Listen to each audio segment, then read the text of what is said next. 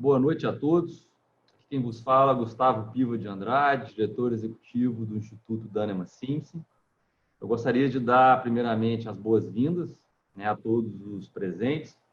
Eu acho que eu não preciso, depois de tantos eventos online, fazer uma introdução do Instituto Dânima Simpson. Eu acho que a maioria dos inscritos já nos conhece. Nós somos uma entidade sem fins lucrativos, ligada ao escritório Dânima Simpson, e que tem como missão, pessoal, disseminar o estudo da propriedade intelectual, da inovação em todos os seus níveis. Então, para atingir esse objetivo, uma das principais frentes do Instituto Dânima Simpson é celebrar parcerias estratégicas com outros institutos, e fazer eventos com outros institutos. Então, esse evento de hoje, com muita alegria, que a gente tem uma convidada externa no evento de hoje, a Fernanda Denegri. Eu vou fazer a apresentação dela mais adiante. A Fernanda, ela é uma pesquisadora e economista do IPEA, do Instituto de Pesquisa Econômica Aplicada. Eu acho que também o IPEA é uma instituição que dispensa apresentações, uma vez que eu acho que qualquer pessoa que está na área, acompanha um pouco da área econômica, sabe da importância do IPEA como um órgão que aconselha o governo brasileiro na formulação de políticas públicas. Então, sem dúvida, é uma instituição da maior relevância quando a gente fala dessas questões. Com relação ao tema de hoje, pessoal, o Gustavo vai falar também rapidamente, mas a gente achou interessante trazer para vocês um evento para a gente ver como que vai ficar a questão da inovação no mundo pós-pandemia. Eu acho que a pandemia ela trouxe inúmeros desafios em todos os setores, e, sem sombra de dúvida, um dos principais desafios que a gente vai ter é como manter um ecossistema de inovação após a pandemia, e aí levando em consideração a crise de saúde que a gente vive, os impactos econômicos da pandemia, a questão de interação dentre os diferentes atores. Então, tudo isso vai ser tratado um pouco nesse evento de hoje. Bom, então, apresentando rapidamente a Fernanda e o nosso moderador. A Fernanda é pesquisadora do Instituto de Pesquisa Econômica Aplicada, o IPEA, onde também coordena o Centro de Tecnologia e Sociedade, e é doutora em Economia pela Unicamp e pós-doutora pelo MIT, Massachusetts Institute of Technology, e também é Visiting Fellow na Universidade de Harvard. Então, pelo currículo da Fernanda, vocês podem ver que a gente realmente convidou uma pessoa do maior gabarito para falar sobre esse tema. E para interagir com a Fernanda, a gente tem aqui o Gustavo de Freitas Moraes. Gustavo é sócio do escritório Dânima Simpson, é engenheiro, é advogado, também atua fortemente na área de propriedade intelectual em todos os seus níveis. Gustavo, acho que muitos já conhecem. Gustavo tem uma forte experiência no setor farmacêutico, na área de saúde em geral. Então, a gente achou muito interessante ter o Gustavo nesse evento com a gente, e eu acho que ele vai interagir da melhor forma possível com a Fernanda, de modo a tornar o debate o mais interessante possível. Gustavo, agora eu vou passar a palavra para você, se você quiser fazer algumas explanações, algumas considerações sobre esse tema, fica à vontade. Boa noite. Muito obrigado, Gustavo, pelo convite de participar dessa live aqui, dessa discussão. É um prazer e uma honra estar aqui presente com a Fernanda Denegri, que é uma das especialistas desse tema da inovação no Brasil e América Latina. Eu entrei nesse mundo pela maravilhosa mão do escritório Dânima, como estagiário, estudava engenharia, e depois de algum tempo, sem saber exatamente o que eu estava fazendo lá, um dia caiu a ficha da importância da propriedade intelectual para a inovação, e realmente tenho, acho que, uma profissão muito interessante, em que, se a gente tiver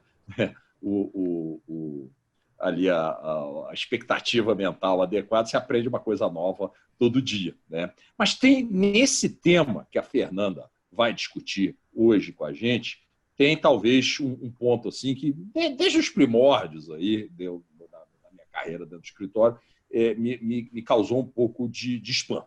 Como é que um povo que tem essa fama de tão criativo, mas quando chega na parte da inovação tecnológica, e principalmente resultados práticos, dessa inovação tecnológica talvez deixe a desejar, né? Quando a gente pensa assim, poxa, algum equipamento, algum medicamento, alguma fórmula, algum processo industrial importante criado por brasileiros, pelo menos a mim, né? Não vem à mente muitos nomes. Gostaria que viesse mais. Tá? E relendo hoje o trabalho, entre outros, da Fernanda, que ela fez com o Wilson Center, com participação da Interpharma, acho que ali tem uma visão, né, transversal muito interessante desse ecossistema de inovação aqui no Brasil. Talvez o que falte, né, para a gente deslanchar mais é acompanhar a maravilhosa revolução tecnológica que a gente viu, por exemplo, em países como a Coreia do Sul. Saiu arrasada de uma guerra civil, né, e conseguiu dar a volta por cima, acho que muito ajudado pela tecnologia. Um país sem muitos recursos naturais, né, não ficou presa ali aquela questão de exportação de commodities. Então, é com muito interesse que eu quero acompanhar a apresentação da Fernanda. Obrigada. A palavra é sua. Obrigado, Fernando, por estar com a gente. Obrigada, Gustavo. Obrigada pelo convite. É um prazer estar participando do evento com vocês. Eu vou, enfim, fazer um pouco, tentar fazer minha apresentação respondendo à pergunta que vocês colocaram, justamente, né? Como é que a gente pode construir um ecossistema favorável à inovação no pós-pandemia? E já começar dizendo que não é muito diferente de como é que a gente deveria ter construído um ambiente mais favorável à inovação antes da pandemia. Como construir um ambiente favorável à inovação não vai mudar muito de antes para depois. O que vai mudar são um pouco, talvez, os desafios que a gente tenha pela frente, especialmente nesse período, talvez, durante a pandemia, e eu vou falar um pouco disso mais para o final. Bom, então vamos lá. Todo mundo está vendo minha apresentação, né? Sim. Passando aqui. Então, quais são eu acho que os principais fatores para você ter inovação? Primeiro, vamos conceituar o que é inovação, né? Inovação é a criação de um produto ou de um processo novo para o mercado.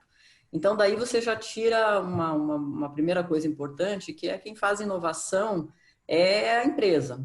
O locus da inovação é a empresa. Então, a universidade, as instituições de pesquisa, elas dão a estrutura de conhecimento, elas produzem conhecimento para isso, mas quem vai lançar um produto novo no mercado é uma empresa. E tem que ser um produto novo, uma coisa substantivamente aprimorada. Então, e aí eu não estou falando aqui de inovações organizacionais, etc., que também tem esse conceito, estou falando de inovação tecnológica, propriamente dita. Então, o que você precisa para inovar num país, em qualquer país? Basicamente, eu dividi as condições para a inovação em 3 grandes grupos. Você precisa de gente inteligente, você precisa de gente qualificada, você precisa de infraestrutura para que essas pessoas possam trabalhar, e você precisa de um ambiente favorável para que essas pessoas possam trabalhar nessa infraestrutura que elas têm. As políticas públicas, de alguma maneira, elas vão atuar nessas 3 frentes. Então, vão atuar na frente de formação de pessoas, na construção de laboratórios e infraestruturas públicas ou privadas de pesquisa, e vão também construir um ambiente que seja mais favorável para a inovação, um ambiente econômico aí, de negócios mais favorável para a inovação. A gente tem desafios imensos no Brasil em todas essas áreas. Alguns avanços nas últimas décadas, mas talvez muito mais desafios ainda pela frente. E eu vou falar um pouquinho de cada um desses pontos. Deixa eu ver aqui meu tempo. Bom, então vamos lá. A primeira coisa que a gente precisa é gente. A inovação sai da cabeça das pessoas. Então a primeira coisa é pessoal qualificado que a gente precisa ter. E aqui a gente tem um pouco, a gente sabe que no Brasil o acesso à educação cresceu muito nas últimas 2 ou 3 décadas, então a gente teve um avanço muito significativo nisso, na ampliação do acesso à educação, contudo, a qualidade da nossa educação não cresceu na mesma proporção. Talvez isso seja até um fenômeno um pouco natural, você vai ampliando o acesso, você não consegue ampliar a qualidade concomitantemente. Mas a questão é que a qualidade do ensino no Brasil ainda é muito as nossas notas no PISA, por exemplo, são muito ruins comparadas com outros países, mesmo com países de nível similar de desenvolvimento. Então, esse gráfico está mostrando as notas brasileiras no PISA em relação a México, Chile, Espanha, Estados Unidos. A gente está bem abaixo dos países desenvolvidos e está também abaixo de alguns países em desenvolvimento, especialmente numa coisa que é super importante para a inovação, que é a matemática, né? Então, as nossas notas são muito baixas nesse quesito. Teve um estudo do Círculo da Matemática que também mostrou que 75% dos brasileiros têm dificuldade em fazer uma média simples. Então, é difícil você pensar em um país que seja muito inovador com algumas deficiências muito básicas que a gente tem no ensino fundamental. Essas deficiências, em alguma medida, a gente precisa lidar com elas e trabalhá-las no mais rápido possível para que a gente possa, efetivamente, construir as competências que a gente precisa para inovar. Então, essa é a primeira coisa. A gente, além de tudo, além de ter precisar melhorar a qualidade da nossa educação, a gente também tem poucos cientistas e poucos engenheiros em comparação com o resto do mundo. Esse gráfico aqui está mostrando só o número de cientistas e pesquisadores, tá? Que é para ter uma ideia dessa falta de pessoal qualificado em algumas áreas. Então, o Brasil tem aproximadamente 700, 800, na verdade, esse número aumentou um pouquinho, a gente está próximo de 800 pesquisadores e cientistas por milhão de habitantes, que é um número muito abaixo de China, que é um país super populoso, então é mais difícil conseguir ter um número grande de cientistas, né? Está abaixo da Argentina, da Espanha, da Rússia, de inúmeros países. Então, a gente, de fato, precisaria ter mais cientistas. Mas tem uma questão que e aí, tem demanda por esses profissionais? Até que ponto o setor privado brasileiro, as empresas brasileiras estão demandando profissionais mais qualificados? Isso também é uma questão. Quer dizer, não adianta também você tem que formar mais cientistas, mais engenheiros, mas ao mesmo tempo você também precisa que essas pessoas tenham um mercado de trabalho no país. E esse é um problema sério. A gente vê muita gente, muito pesquisador brasileiro, cientista brasileiro, procurando oportunidades fora do país, porque não tem demanda para cá. E isso, em alguma medida, está relacionado com a infraestrutura de pesquisa também, que eu vou falar um pouco mais à frente. Quer dizer, a gente tem poucas oportunidades profissionais para um cientista trabalhar no Brasil. E o pesquisador. A indústria emprega ainda muito pouco pesquisador, porque tem um nível de P&D ainda baixo, e ao mesmo tempo você tem poucas oportunidades no setor público. Basicamente, um cientista brasileiro vai prestar concurso para a universidade pública. E ponto. Então, tem uma carência de instituições de pesquisa e tal, mas eu vou falar disso um pouquinho mais à frente. E você tem também uma coisa importante para você formar gente qualificada, é a internacionalização das pessoas, né? Quer dizer, tem muito, a gente poderia ter muito mais estudante brasileiro no exterior e receber muito mais pesquisador estrangeiro no Brasil. O Brasil é um país muito fechado, não só do ponto de vista da economia, mas também do ponto de vista da sua ciência. Então, assim, quando eu estive lá no MIT, ficava um negócio muito claro que a grande riqueza que os Estados Unidos conseguem ter na produção de conhecimento é porque você atrai as melhores cabeças do mundo inteiro e está todo mundo lá circulando, você anda na rua, você está ouvindo vários idiomas simultaneamente. E não só lá, os sistemas de inovação mais desenvolvidos, eles são países que têm ecossistemas de inovação mais desenvolvidos, são países que têm muito estrangeiro trabalhando, cientistas, pesquisadores de outros países, porque essa diversidade, ela contribui para a produção de conhecimento, você traz outra bagagem cultural, outra bagagem de conhecimento, etc. Esse gráfico tem um pouco o número de estudantes brasileiros que foram enviados para o exterior no último ano. Eu acho que esse dado está um pouco defasado, deve ter sido 2015, 2014, por aí, mas isso não mudou significativamente, é uma coisa meio estrutural no país. A gente manda 28, 30 mil estudantes para fora do país todos os anos e recebe pouco mais de 12 mil. Qualquer um que frequente uma universidade brasileira sabe que é muito raro você ter um professor estrangeiro, por inúmeras razões, muitas burocráticas, o concurso é em português, muitas razões culturais mesmo, mas o fato é que a gente tem uma ciência que ainda é pouco internacionalizada e que precisa se internacionalizar mais. Veja só para não deixar vocês desanimados aqui, eu estou olhando um pouco para o lado meio vazio do copo, tá? O que não significa que uma visão completamente pessimista, mas são as coisas que eu acho que a gente precisa mudar para construir efetivamente um sistema de inovação mais interessante e mais favorável, né? Essa pouca internacionalização que eu estava falando acaba fazendo com que a gente também participe pouco das redes internacionais de conhecimento. Então, se você olha, esse estudo foi feito a partir de cocitações. Então, você olha citações de coautorias de artigos internacionais. O Brasil participa pouco e também é pouco citado em outras publicações internacionais. A gente acaba fazendo uma pesquisa com algumas exceções de algumas áreas que são mais internacionalizadas, mas a ciência brasileira acaba sendo muito mais voltada para dentro, o que dificulta um pouco também a nossa, e por ser pouco internacionalizada, dificulta um pouco a nossa participação nessas redes internacionais de conhecimento, que dificulta a gente aprender com as outras pessoas e com os outros países estão fazendo em termos de ciência e tecnologia. Bom, isso são só alguns aspectos a gente poderia aqui ficar horas discutindo só a necessidade de formar mão de obra qualificada no país, para inovação, etc.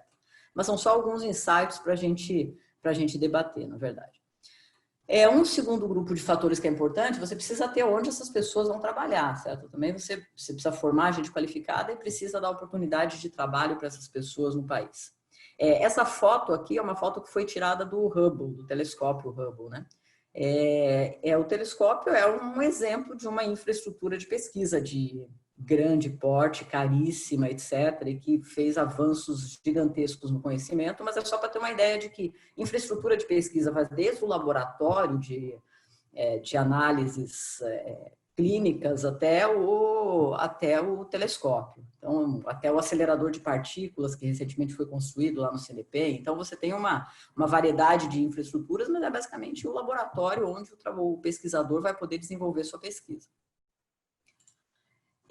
Como é que é a infraestrutura brasileira? Esse é um estudo que a gente vai ter que atualizar em algum momento. É um estudo que a gente fez no IPEA lá atrás, logo que eu saí do MCT e voltei para o IPEA, a gente fez um diagnóstico da infraestrutura de pesquisa no Brasil. O que a gente observou?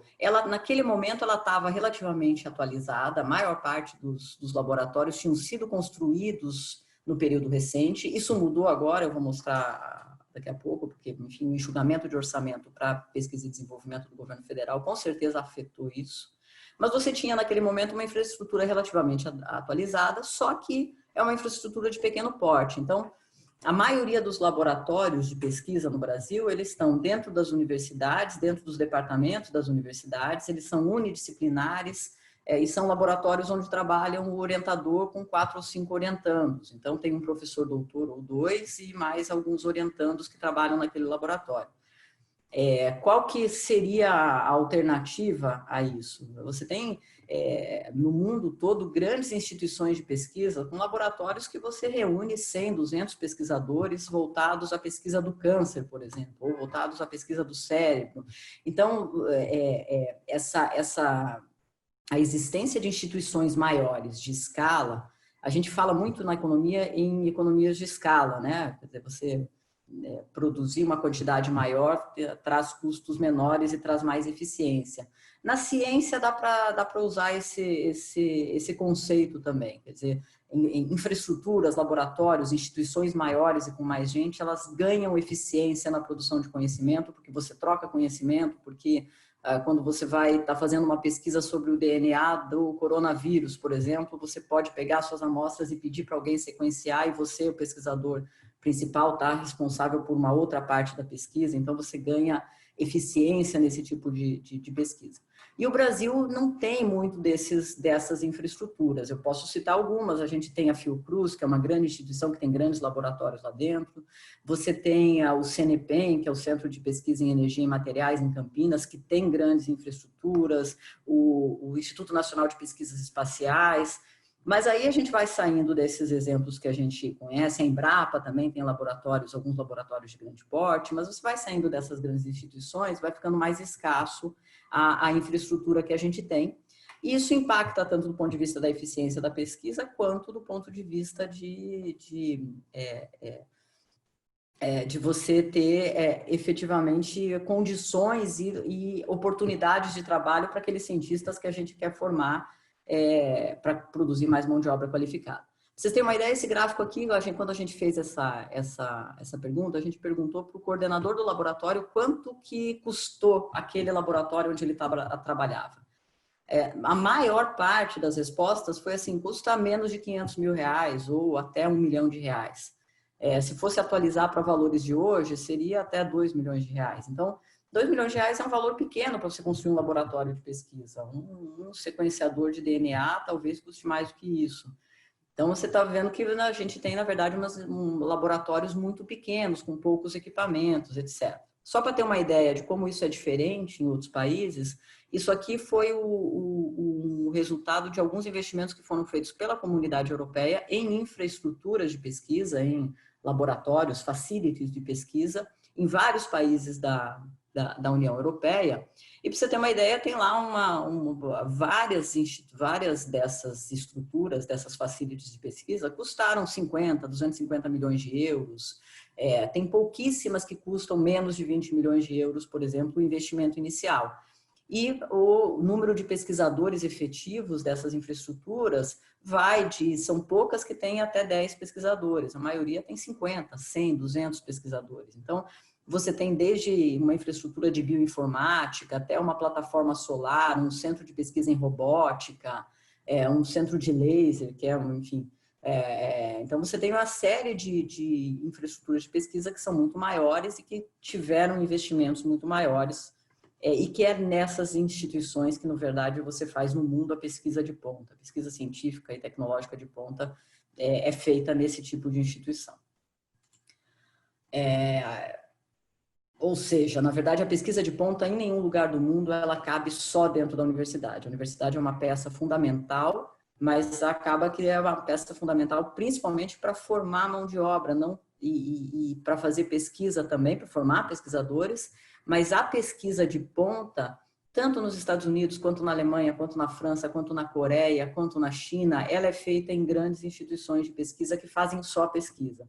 Então, eu só botei exemplo aqui de Alemanha e dos Estados Unidos, mas a gente poderia citar todos esses países, as instituições de pesquisa desses países que são responsáveis pela maior parte da produção científica deles. Na Alemanha, você tem Max Planck, Fraunhofer, a Helmholtz, são todas instituições que não são universidades, são instituições voltadas especificamente para a pesquisa. Nos Estados Unidos, você tem os laboratórios nacionais, desde Los Alamos até Lawrence Berkeley, etc. Você tem os National Institutes of Health, você tem uma série de instituições que são voltadas para a pesquisa e para a pesquisa de ponta e cuja principal finalidade é justamente a pesquisa. Bom, um terceiro fator relevante para a gente ter um ambiente mais favorável à inovação é justamente o ambiente de negócios, né? E aí eu vou trazer só algumas poucas coisas que impactam esse ambiente. Primeiro, a economia brasileira é uma economia muito fechada sobre qualquer aspecto que você analise, tanto do ponto de vista de tarifas de importação, quanto do ponto de vista de fluxos comerciais sobre o PIB. Então, a gente tem a tarifa média de importação mais alta do mundo, em comparação, inclusive, com só a Argentina, que está próximo da gente, em comparação com uma série de outros países. Na verdade, se você pegar os dados do Banco Mundial lá e ordenar por tarifa média mais alta, vai aparecer Brasil e Argentina disputando as duas primeiras colocações. E você tem um país com um fluxo de comércio sobre o PIB que gira em torno de 20% a 25% do PIB, o que é muito pouco comparado com N outros países que estão aí nesse gráfico. Então, é uma economia muito fechada. E qual que é o problema disso do ponto de vista de inovação? Primeiro, isso limita o nosso acesso a tecnologias que são desenvolvidas fora do país. Então, se tem um equipamento, uma máquina, um maquinário super sofisticado que foi desenvolvido em algum lugar, é muito mais difícil para a gente importar, porque a tarifa de importação é mais alta. Então, isso vai limitando, em alguma medida, o quanto que a gente consegue internalizar do conhecimento produzido lá fora.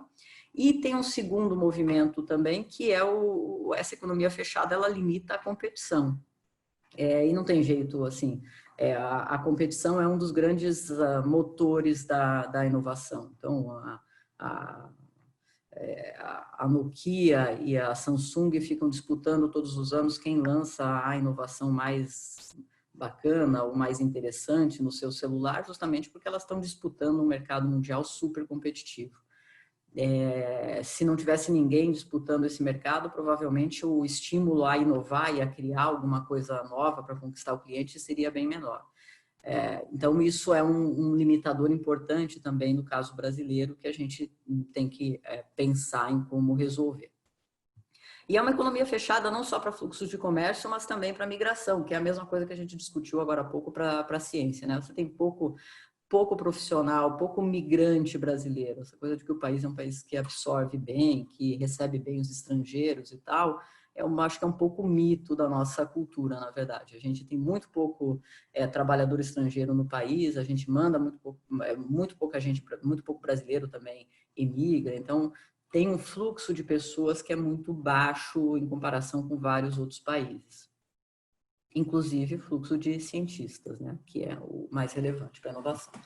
E a gente tem um ambiente de negócios que, enfim, todo mundo sabe, esse é um indicador lá do Doing Business, né, que é um indicador que tenta medir a facilidade de você fazer negócio em um determinado país.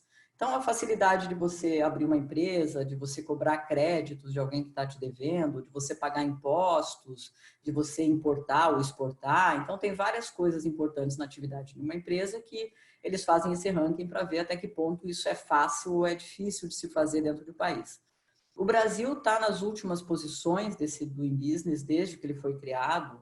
O pior talvez seja o pagamento de impostos, que a gente está na posição 184.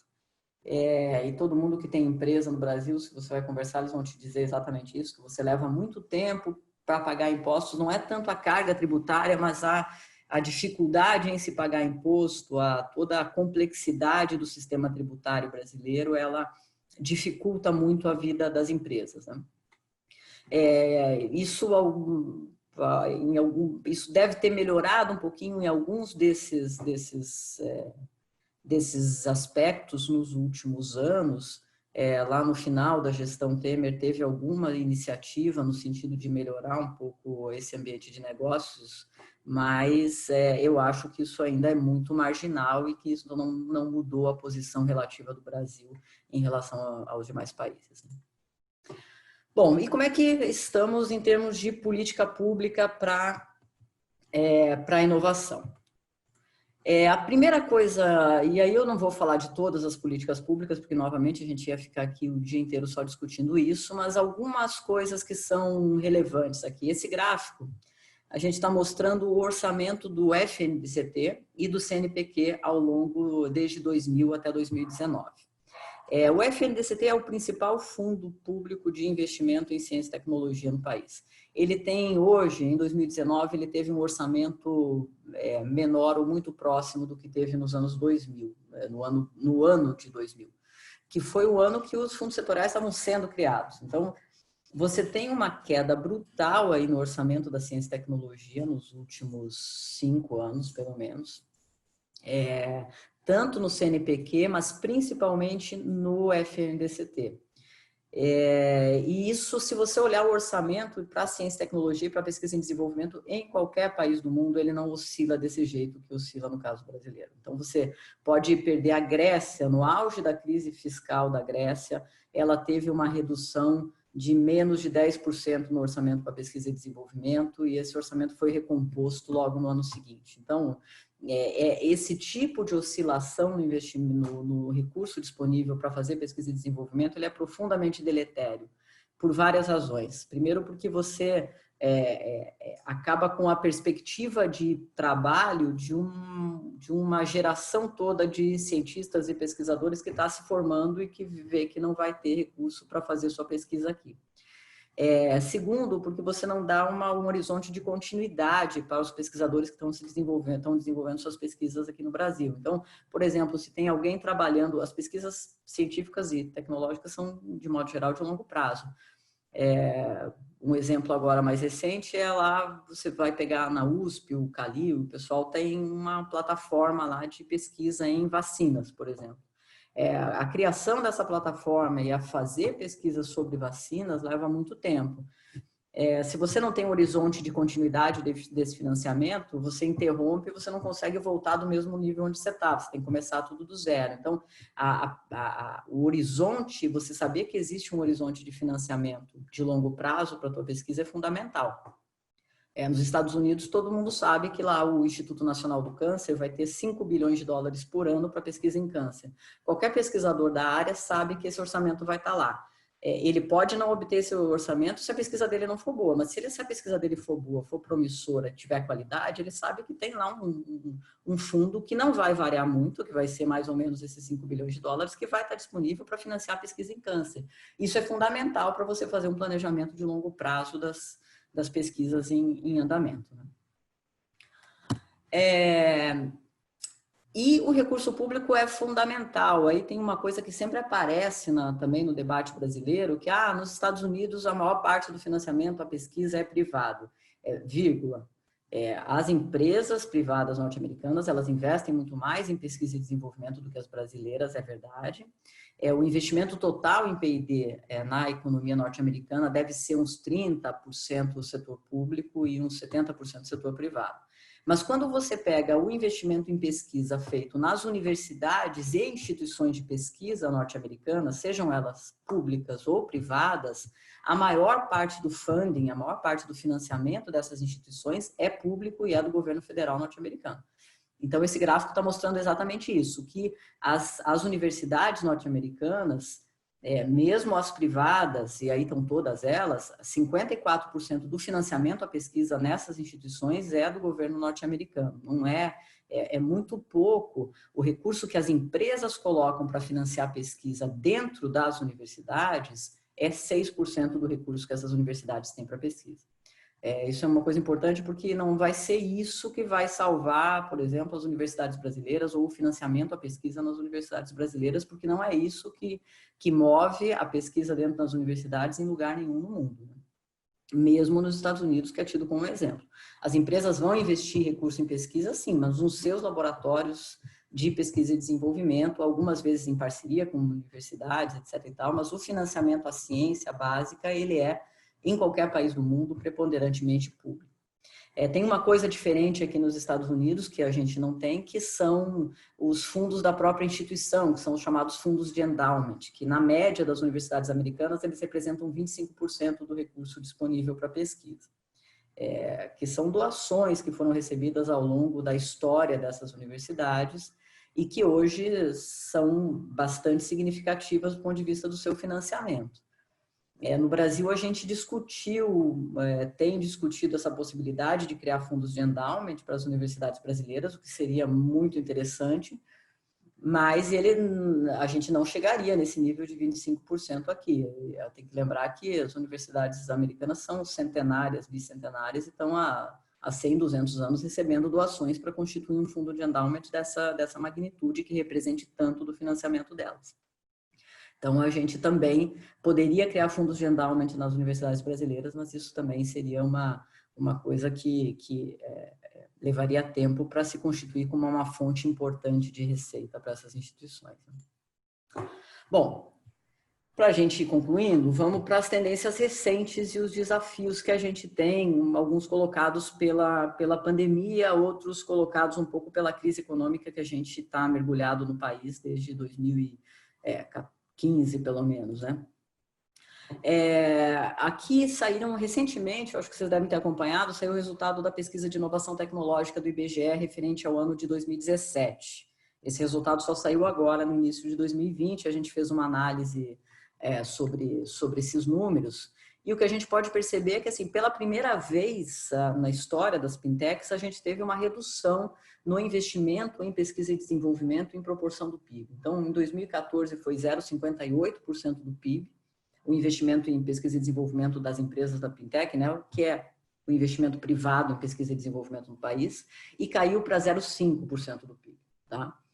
E assim como caiu, naturalmente, esses números estão correlacionados se você pegar esse outro indicador de pesquisa e desenvolvimento sobre o faturamento das empresas. Em todos os setores de atividade, houve uma queda bastante significativa do recurso que as empresas brasileiras estão colocando em pesquisa e desenvolvimento. Isso é fruto, em primeiro lugar, da crise, da recessão econômica que a gente está metido há muitos anos. Em segundo lugar, teve uma queda muito grande no investimento em pesquisa e desenvolvimento da Petrobras, que representa a parcela significativa do PIB na indústria brasileira. E, em terceiro lugar, teve um enxugamento muito grande das políticas públicas para inovação. Então, em 2014, 40% das empresas que inovaram disseram que receberam algum suporte público para inovar. E em 2017, esse número caiu para 26%. Então, você teve uma queda muito grande de lei do bem, de crédito para inovação, de subvenção, o FNDCT. Então, aquela queda no orçamento de P&D federal que eu estava mostrando, ela tem reflexo também no investimento empresarial em pesquisa e desenvolvimento, e não é por acaso que você teve essa queda tão significativa. Então, foram 3 fatores muito fortes jogando para derrubar o investimento em P&D, né? A recessão, a Petrobras e o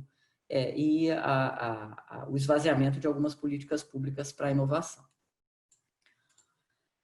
E como é que isso impacta, por exemplo, agora nessa nossa discussão sobre a Covid, né? A gente fez alguns estudos agora recentemente no IPEA sobre como é que os países estão se comportando do ponto de vista de pesquisa e desenvolvimento para a Covid.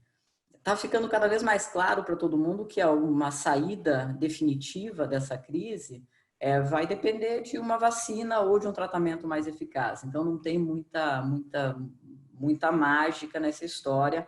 Enquanto você não tiver uma vacina, a gente vai ter que ficar nesse stop and go de abre um pouco a economia, aumenta a contaminação, aí fecha de novo um pouquinho. Isso a gente já está vendo em alguns países que começaram a abrir, que aí voltaram a ter algumas medidas de isolamento. Então, a tendência é que a gente viva numa economia de baixa mobilidade por muito tempo ainda, e essa saída definitiva, o retorno à normalidade completa, que a gente ansia tanto por isso, só vai acontecer quando a gente efetivamente tiver uma vacina.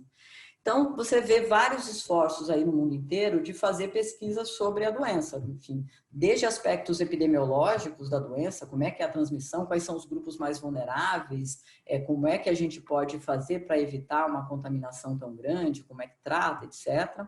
Até estudos sobre prevenção, e aí vacina é o principal, mas também como é que você desenvolve testes mais rápidos para você poder melhorar o monitoramento da pandemia, etc.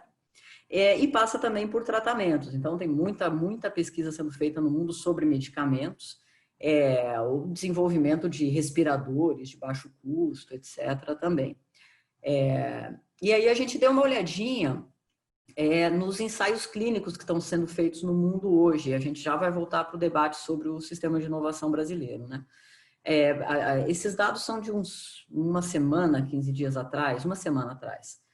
Há uma semana atrás, tinham cerca de 2.000 ensaios clínicos intervencionais registrados na OMS. Tá? Acho que quem está nos ouvindo sabe, teste clínico é o teste que você faz dos medicamentos em seres humanos. Antes disso, você vai fazer teste no laboratório, depois faz teste em animais, modelos animais, etc.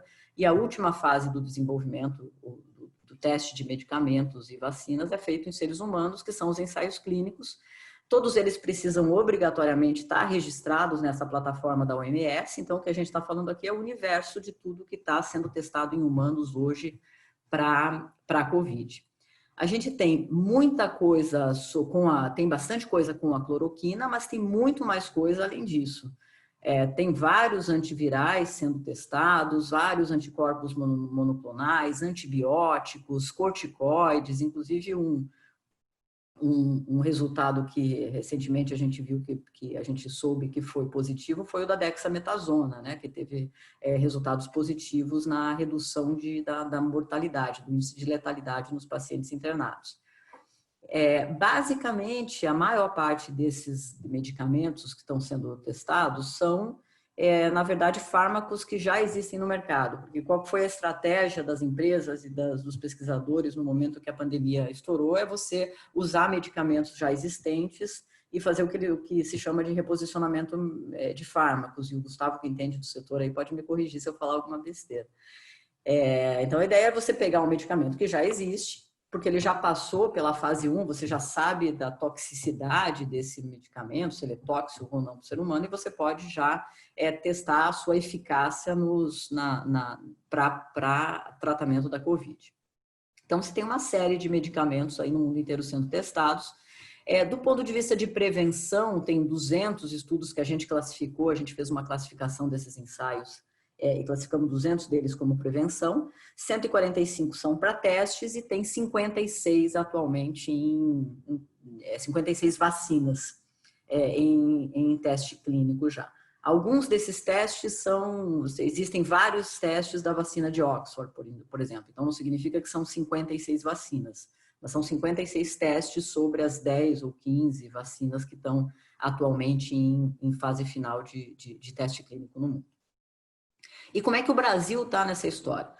O Brasil tem 38 testes clínicos registrados na OMS, o que é pouco pelo tamanho da pandemia no Brasil, mas o que não é tão pouco pela evolução do orçamento brasileiro para pesquisa e desenvolvimento nos últimos anos, que caiu muito, né? Então, a gente está em 11º lugar entre os países com mais teste clínico registrados na OMS.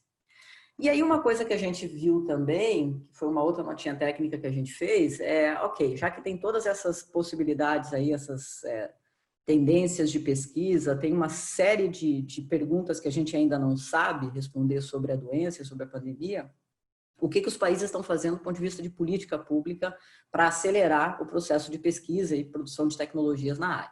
E aí a gente fez esse quadrinho aqui que mostra qual foi o investimento que foi feito especificamente em pesquisa e desenvolvimento para a Covid, ou derivado da crise.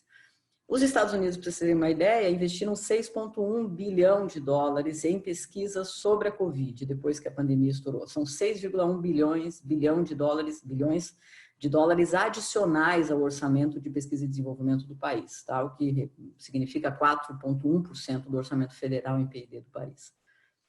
O Reino Unido investiu algo em torno a 1,7 bilhão de dólares, ou 11% do seu orçamento em P&D, em pesquisa sobre a Covid e num fundo de investimento para empresas inovadoras, para que essas empresas consigam sobreviver a esse período da crise. Tá? Coisa que a gente também não está fazendo nesse momento, que talvez nos deixe numa situação pós-pandemia um pouco mais difícil para voltar a crescer no período subsequente.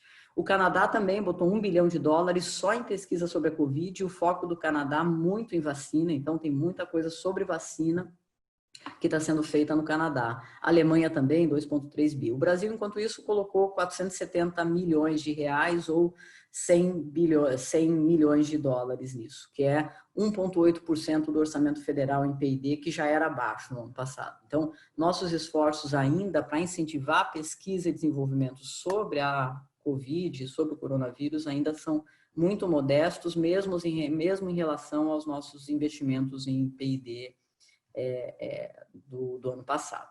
Tá? Eu acho que era isso um pouco que eu queria lançar aqui para o debate. E se vocês quiserem um pouco mais de informação, esse aqui é o nosso endereço da nossa página lá no IPEA, do nosso Centro de Pesquisa em Ciência, Tecnologia e Sociedade. Aí tem algumas coisas que a gente está produzindo, que a gente está deixando lá. Fiquem à vontade. Tá bom? Super obrigada. Fernanda, muitíssimo obrigado pela apresentação. Eu acho que você colocou a questão de uma forma bastante clara e bastante completa. Eu costumo dizer que quando nós, advogados, conversamos sobre esse tema, né, sobre essa questão tão relevante para o desenvolvimento do país, a gente costuma muito falar de duas coisas, né?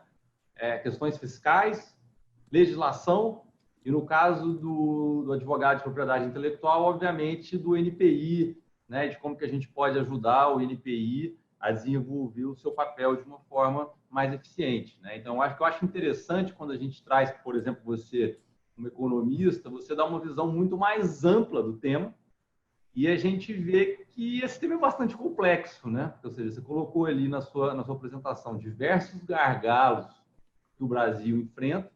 Então, quando a gente vai discutir as soluções para esses gargalos, a gente realmente vê que a gente está diante de um problema extremamente complexo que tem que ser enfrentado, né, em várias frentes.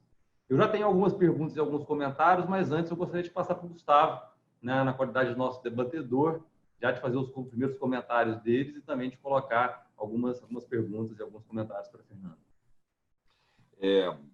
Bom, primeiro de tudo, de novo, parabéns aí para a Fernanda, mostra que você realmente é a compiladora máxima, né? A rainha da compilação dos dados aí, que mostram essa realidade. da inovação do Brasil, agora exacerbado pela questão do Covid, né? E eu, pelo menos da minha parte, eu não tinha visto assim a coisa sistematizada, né, e colocada de maneira tão interessante, né, e tão didática para todo mundo e de maneira multifacetada, né? Como o Gustavo mencionou, nós advogados a gente tende sempre a olhar pelo lado legalístico, né? E às vezes a coisa não é tão simples assim. Mas talvez acho que a minha primeira pergunta, assim, você poderia listar, Fernanda, algumas sugestões que você teria de como enfrentar isso e talvez...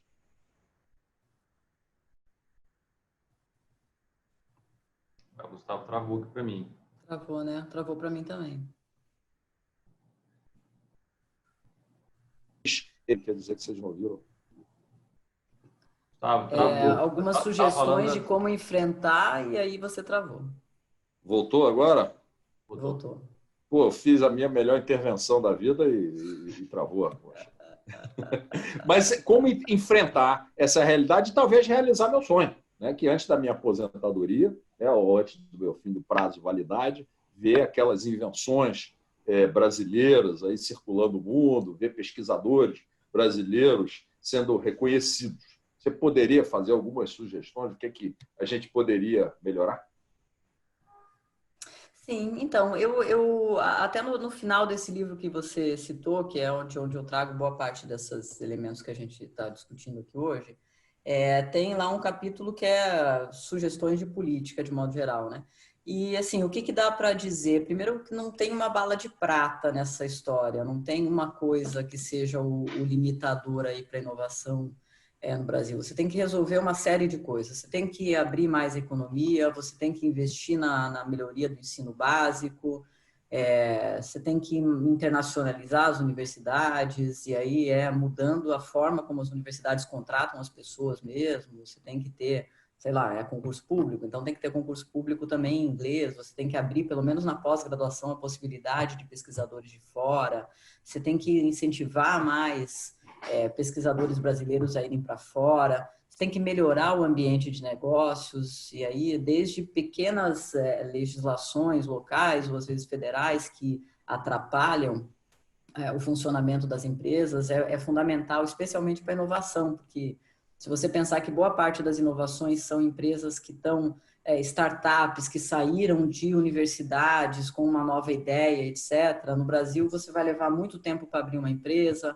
depois se aquela ideia não deu certo, você leva muito tempo para fechar, e aí você não consegue fazer, porque as ideias dão errado, né? Na verdade, para uma ideia dar certo, você tem que ter umas 10 tentativas para alguma coisa funcionar. E é assim no mundo inteiro. Então, quando você faz um processo tão difícil de você abrir e fechar uma empresa, você limita um pouco aquele cara, um empreendedor que está saindo da universidade com uma ideia nova.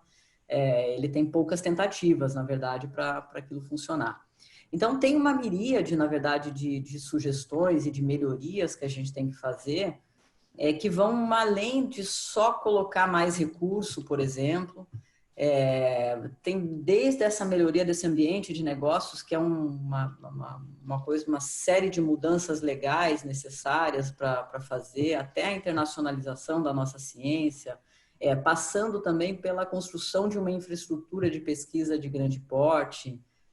Isso é uma coisa interessante, que se você olha os Estados Unidos, que é líder mundial de inovação, você olha a evolução do orçamento americano para pesquisa e desenvolvimento, logo depois ali do pós-Segunda Guerra Mundial, eles tiveram um investimento gigantesco, deu um salto no orçamento federal em pesquisa e desenvolvimento, que foi o quê? A construção de vários dos laboratórios nacionais.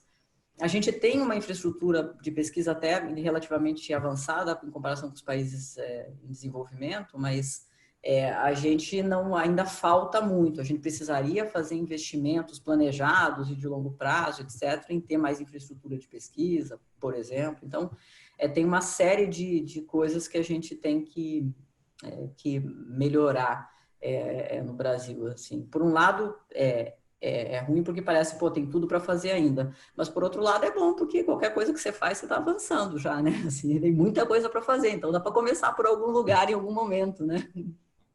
Fernanda, pegando esse gancho que o Gustavo falou, tem uma pergunta sobre a questão das universidades. E isso você deixa muito claro no seu livro, e não existe inovação sem conhecimento, né? Então, acho que toda uma política pública de inovação ela necessariamente tem que passar pelas universidades. O que a gente vê hoje no Brasil ainda é muita universidade, né, fazendo aquela pesquisa básica, aquela pesquisa que fica ali no âmbito acadêmico, mas muito pouco inovação aplicada, né? Aquela que chega realmente ao comércio, né, na forma de novos produtos ou novos serviços. Então, uma pergunta importante quando a gente fala desse tema é como é que fica a questão da interação universidade e empresas, né? Quais são os gargalos específicos dessa área e como que a gente pode fazer, na sua visão, para melhorar essa interação, né, que eu acho que é um consenso, que seria algo tão relevante para a inovação no nosso país. Então, tem uma, assim, o Brito Cruz, que foi presidente da FAPESP, ele levantou alguns números, e eu levantei alguns nesse livro também, que assim, não é tão baixo quanto a gente acha. Esse consenso de que é muito baixa a interação da universidade com a empresa no Brasil não é tão significativo assim. Se você olhar, por exemplo, as universidades brasileiras de ponta, USP, Unicamp, etc., o número de parcerias ou o valor de recurso de pesquisa que eles têm vindo de empresas não é muito diferente das universidades norte-americanas. Então, assim, a Unicamp, por exemplo, eu acho que está em 5 ou 6% do orçamento de pesquisa da Unicamp. Eu fiz um textozinho, um paperzinho uma vez comparando Unicamp com o MIT. A gente não ficava tão atrás, claro, é menor, mas a gente não ficava tão atrás do ponto de vista de participação de empresa na pesquisa da universidade. Então, eu acho que tem muito também não é só assim, primeiro, a universidade ela não vai fazer a pesquisa aplicada. Uma coisa também que é uma distorção só a pesquisa aplicada, ou não vai fazer a inovação propriamente dita. Uma distorção que a gente tem no caso brasileiro é que assim, os maiores depositantes de patentes no INPI são universidades.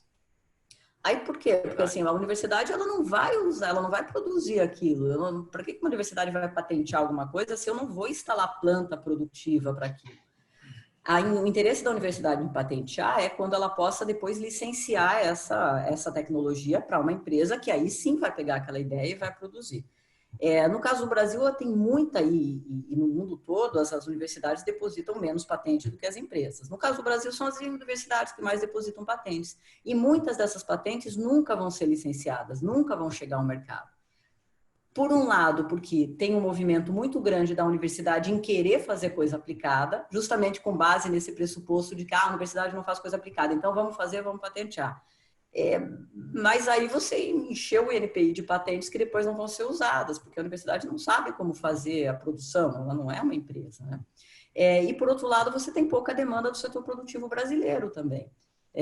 Porque, assim, na verdade, você precisa ter que as empresas pegando essas ideias ou tentando fazer parceria com universidades para aplicar essas patentes. Então, boa parte dessas patentes que são depositadas por universidades, elas acabam não chegando ao mercado, porque não são licenciadas, etc. e tal.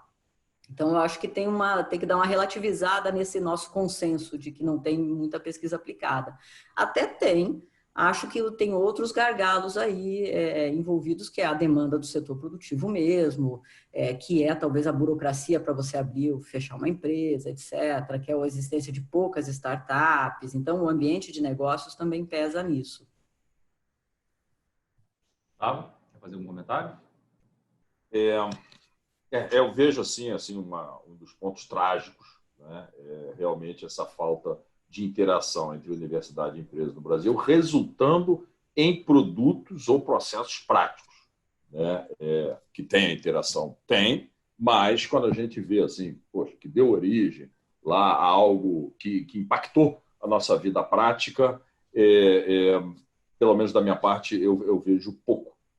Até conversando hoje de manhã com uma pessoa que eu considero um grande especialista nesse tema, e estamos envolvidos como profissionais em um caso prático aí, tentando fazer funcionar essa interação.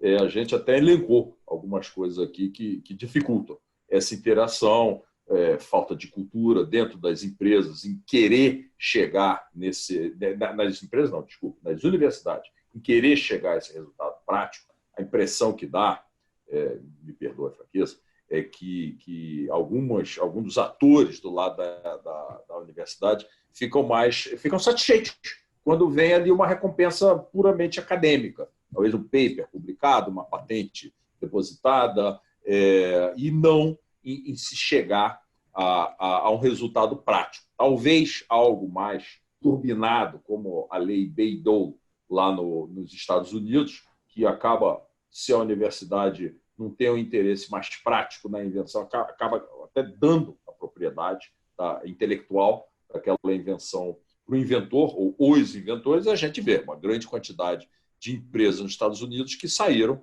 né, de pesquisadores universitários. Tenho tempo para mais uma pergunta, Gustavo? Claro.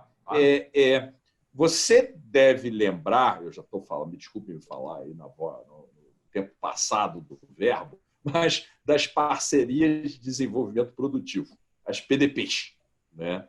Que Sim. Começaram lá em 2008, na época... Começaram, isso já existe, acho que desde a década de 80, né? Mas foram normatizadas, né, de maneira mais clara ali em 2008, durante o governo Dilma, e usando o poder de compra do Estado, representante aí uma parcela grande de compra de medicamentos no Brasil. Então, tinha lá alguém que é capaz de transferir tecnologia de fabricação, algum laboratório público aqui no Brasil, né? E o Brasil tem uma grande quantidade de laboratórios públicos, coisa que a gente não encontra em outros países. Então, transfere essa tecnologia de fabricação, enquanto está sendo transferida a tecnologia, o governo compra com uma certa exclusividade o medicamento daquela empresa que está transferindo a tecnologia de fabricação.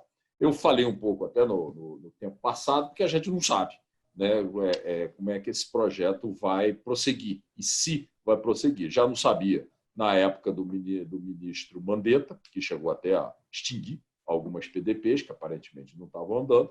Agora, então, não se sabe mesmo para onde que vai. Você acha uma boa forma, Fernando, de transferir tecnologia e capacitar atores locais para fabricar medicamentos aqui no Brasil? Então, eu acho que a estratégia das PDPs, eu não sou uma profunda conhecedora da estratégia e da área, mas o que me parece, a princípio, é que ela foi uma estratégia um pouco equivocada no sentido de priorizar só a transferência de tecnologia para laboratórios públicos. Eu acho que uma coisa é acho que instituições como o Butantan, Fiocruz, etc., elas são riquíssimas e têm uma capacidade científica e tecnológica enorme. Mas você deveria usar mais elas como produção de conhecimento, de ciência, de tecnologia, e deixar um pouco mais a inovação e a produção de medicamentos, fármacos, etc., para as empresas. Então, eu acho que essa tentativa de você concentrar toda a produção de medicamentos no meio das PDPs nos laboratórios públicos, ela pode não ser tão eficiente do ponto de vista da sociedade brasileira mesmo. Porque a gente sabe que é muito difícil, essas instituições têm mais travas burocráticas, o que é natural em instituições públicas, o que o setor privado não teria, poderia ser mais ágil para fazer inovação. Então, é um pouco aquela discussão que a gente teve no início. Inovação é feita por empresa, ponto, não é feito por instituição de pesquisa, etc. Eu acho que os laboratórios públicos têm seu papel, no sentido de produzir, de garantir segurança sanitária para o país, mas eu acho que muita coisa poderia ser feita pelo mercado, pelas empresas e não pelos laboratórios públicos. Então, nesse sentido, eu acho que o foco todo, o que me parece que foi feito nas PDPs, é que o foco todo era a produção dos laboratórios públicos. Eu acho que eu não adotaria essa estratégia, se eu posso dizer assim. Acho que eu tentaria uma estratégia um pouco mais mista, aí, selecionando algumas coisas que os laboratórios públicos são críticos e outras coisas que você teria que deixar para o setor privado. Isso vai ser um gargalo para a gente, eu acho, não sei o que vocês acham, mas na produção da vacina quando ela for desenvolvida, né? Porque, até onde eu sei, o Butantan tem lá expertise em produzir vacina com base em vírus enfraquecido ou atenuado, enfim, ou inativado, mas algumas rotas tecnológicas que estão sendo perseguidas aí no mundo para vacinas, RNA, etc., a gente não tem competência para produzir e a gente não tem empresa aqui para produzir. Então, assim, a gente vai ficar um pouco limitado, inclusive, para conseguir produzir as vacinas que sejam desenvolvidas aí para a Covid. Acho que, né? Mas isso eu até queria ouvir de vocês. Se posso fazer uma consideração sobre essas vacinas, Gustavo? Uhum.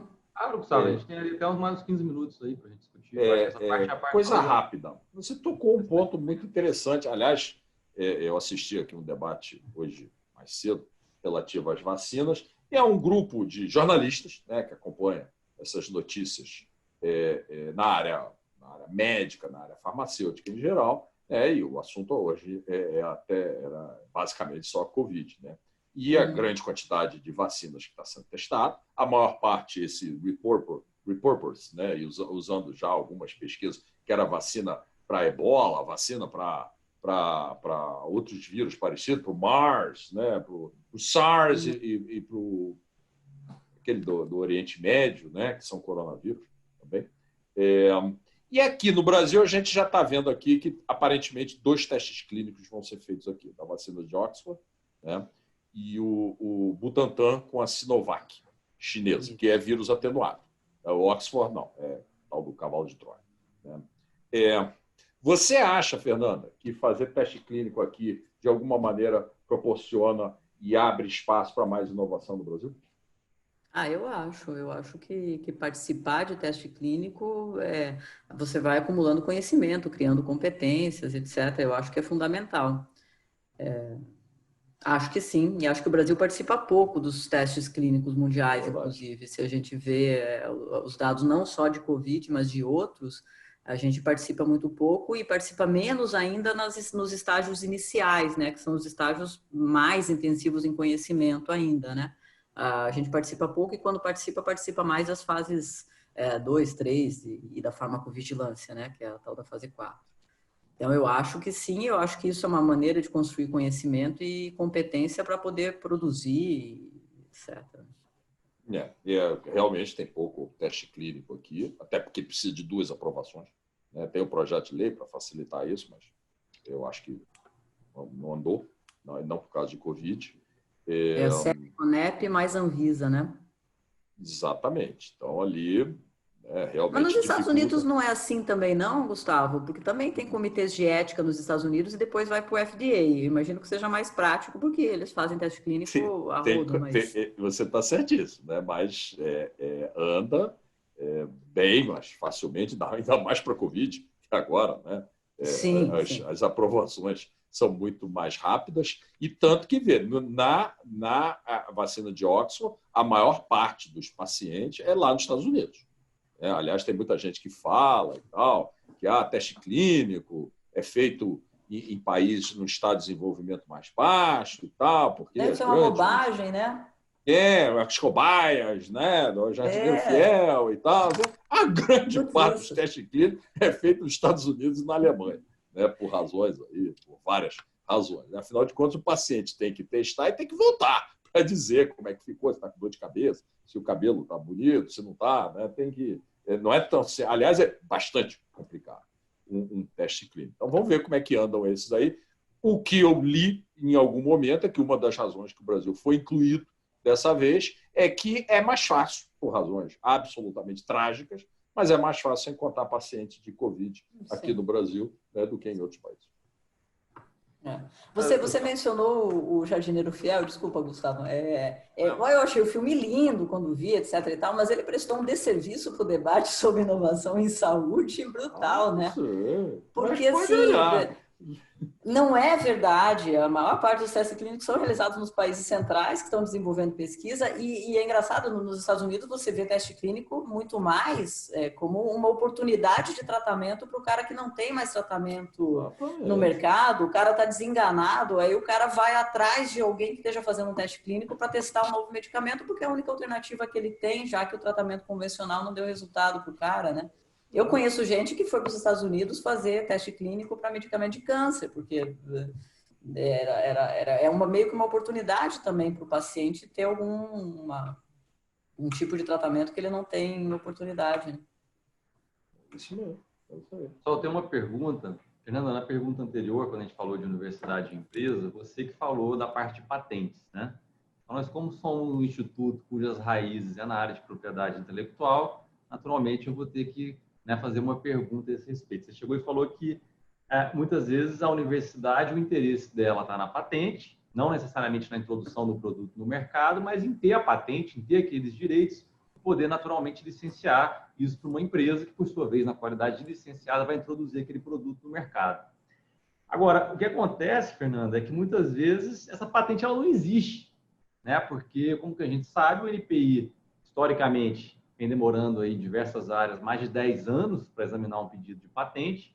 Então, o que acontece é que muitas vezes a universidade ela tem a invenção, né? Ou seja, ela concebe a inovação, ela tem muitas vezes o pedido de patente, mas ela só tem um pedido no INPI e, como tal, né, um pedido não confere o direito exclusivo que vai basear o contrato de licenciamento.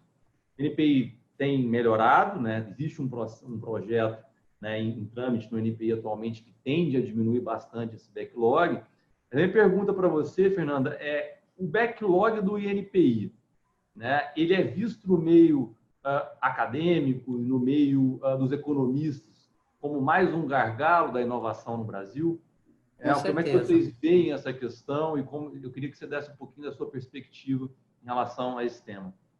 Com certeza ele é um gargalo gigantesco. Acho que tem, assim, você levantou alguns pontos de enquanto você não tem a patente concedida, você não pode licenciar também. Você introduz um monte de incerteza, um monte de insegurança jurídica no mercado para que essa inovação vire de fato um produto. Então, eu acho que é assim um gargalo muito grande desse ponto de vista. Pelo menos para as inovações que são patenteáveis, né? Nem toda inovação tem que ser protegida por patente, ou nem toda é de interesse das empresas que sejam protegidas por patentes. Mas no caso das que são, eu acho que tem um prejuízo muito grande para o sistema brasileiro, sim. Pelo que eu saiba, de fato, eu também tenho essa notícia de que o INPI estava trabalhando em reduzir esse backlog, o que eu acho positivo, se a gente conseguir efetivamente, e o Brasil é um dos países com mais backlog, com o maior backlog do mundo, né? Essa coisa de 10 anos esperando uma patente é um negócio de fato... Existe, né? Não Tem existe. dois comentários aqui da nossa plateia. A Natasha Brasil lembrou muito bem, falou que o filme Dallas Buyers Club trata do assunto das pesquisas alternativas de medicamentos, também da dificuldade de aprovação junto ao FDA. De fato, esse filme, inclusive, é muito bom e ele trata desse tema. A gente também tem um outro comentário. O Manuel, ele deu os parabéns pela apresentação, tá? E salientou aqui o desafio que é o desenvolvimento da pesquisa no Brasil. Ele só fez uma pergunta, Fernanda, com relação ao gráfico relativo ao CNPq. Ele colocou que parece não ter variado tanto e perguntou se é isso mesmo. É isso mesmo. O CNPq não caiu tanto o orçamento quanto o FNDCT. O CNPq teve uma queda, mas foi muito menos pronunciada. Acho que teve também em 2019, eu não sei se vocês lembram, chegou um momento acho que ainda no primeiro semestre o CNPq anunciou que em setembro ia acabar o dinheiro e que ia parar de pagar a bolsa. Então, eu acho que esse movimento, essa pressão acabou recompondo um pouco o orçamento do CNPq em 2019. Então, a queda não é tão drástica no CNPq quando a gente observou no FNDCT. Tá. Tem uma última pergunta, Fernanda, com relação no seu livro, você também comenta sobre a lei do bem, né? Você faz um elogio à lei do bem, ainda que ela tenha, né, algumas questões, você fala como uma da principal medida do governo para criar aí, né, isenção tributária e criar incentivo à inovação. O que você acha da lei do bem? Você pode falar um pouquinho para a gente sobre esse tema e como que o governo poderia avançar mais nessa parte de tributos? A gente sabe que é um problema tão grave no país, né? Então, todos os países, a maioria, assim, quase todos os países que eu conheço, que eu estudei, essas políticas de inovação e tal, eles têm algum tipo de incentivo fiscal para inovação. Os desenhos variam um pouco, tais como é a lei do bem, que é um incentivo fiscal para você fazer inovação. Os desenhos desses incentivos variam um pouco. No Brasil, ele incide sobre o total do investimento em P&D da empresa.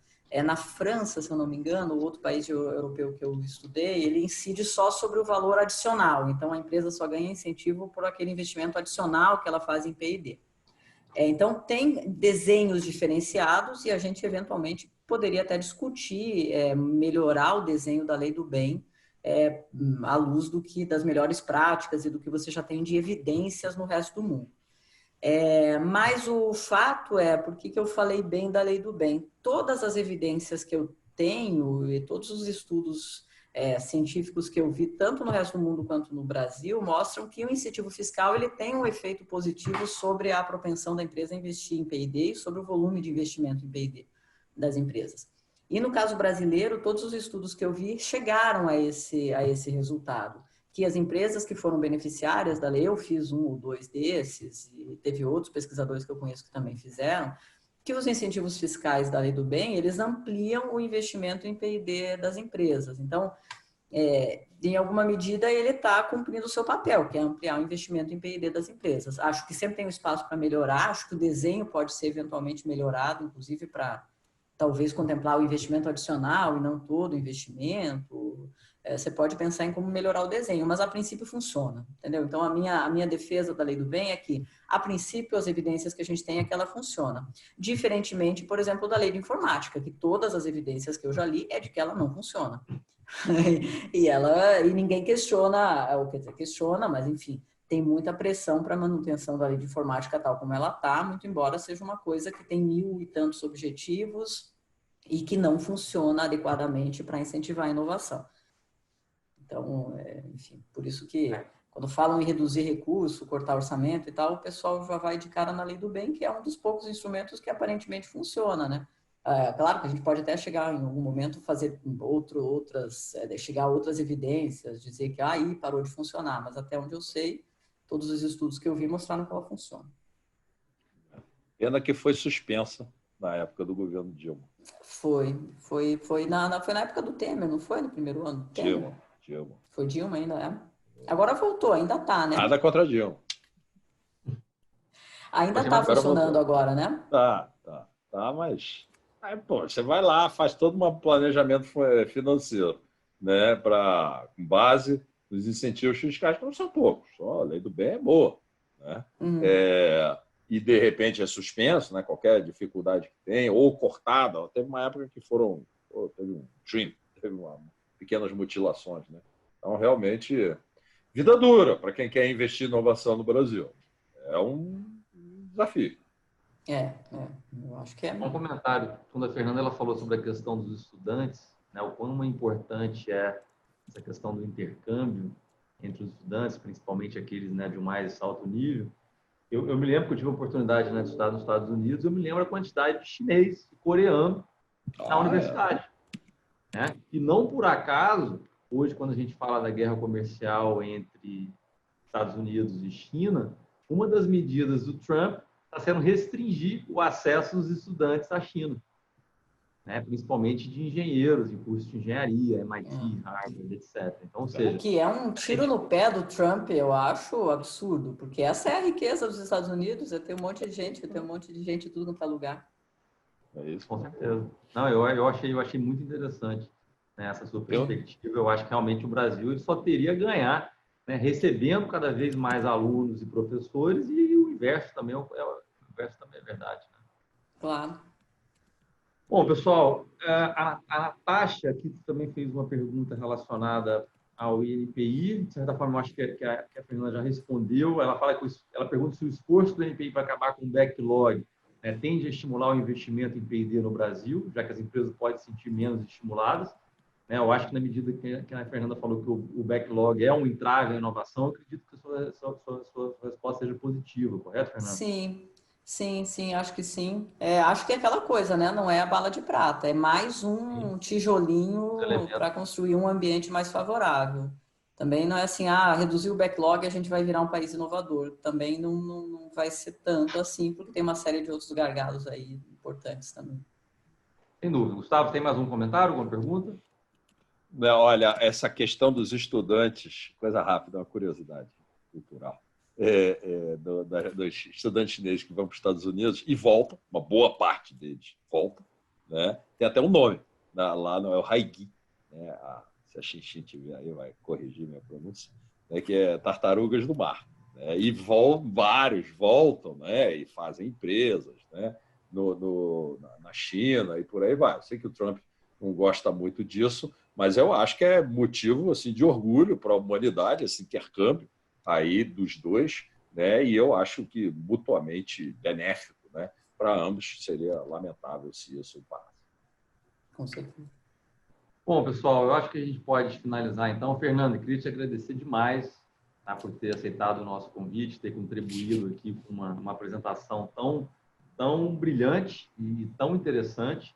Tá? Espero, inclusive, que esse seja o primeiro passo, tá, de uma parceria entre o IDS e o IPE. Tá? Desde já coloco o IDS à disposição de vocês. Tá? Vocês sabem como é a nossa linha de pesquisa. Né? Eu acho que propriedade intelectual e a questão jurídica, de estudo de legislações, etc., eu acho que, como você falou, é um tijolo importante dessa parte de inovação. Tá? Então, eu espero que esse seja o primeiro de muitos eventos, né, que a gente possa, eventualmente, organizar juntos. Obrigado, Fernando. Obrigada. Eu que agradeço imensamente o convite. Foi um prazer estar aqui discutindo com vocês, debatendo com vocês essas questões. Obrigada. Perfeito. E gostaria, no final, também agradecer a nossa coordenadora acadêmica, Bianca Kremer, né, que viabilizou esse encontro tão interessante. Obrigado, Bianca. Essa foi, obviamente, fundamental na realização desse evento. Bom, então é isso, Fernando. Muito obrigado. Boa noite. Valeu. Estamos em contato. Boa noite a todos. Obrigada, Boa noite boa a noite. todos. Obrigado, Gustavo. Tchau. Obrigado, Fernando.